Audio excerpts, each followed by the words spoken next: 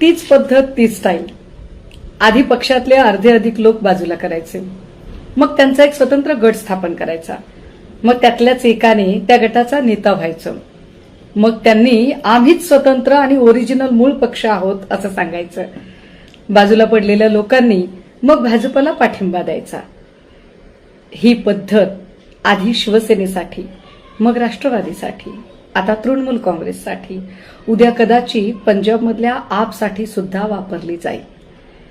या सगळ्यातनं एक गोष्ट आपल्या लक्षात येते का? हे सगळं जे होतंय त्याला कारण एकच आहे. भाजप निरपेक्ष पद्धतीने निवडणुका लढू शकत नाही. भाजप जनमत मिळवू शकत नाही. भाजपच्या पाठीमागे जनमत नाही हे भाजपला पक्क माहीत आहे. त्यामुळे सगळ्या प्रकारच्या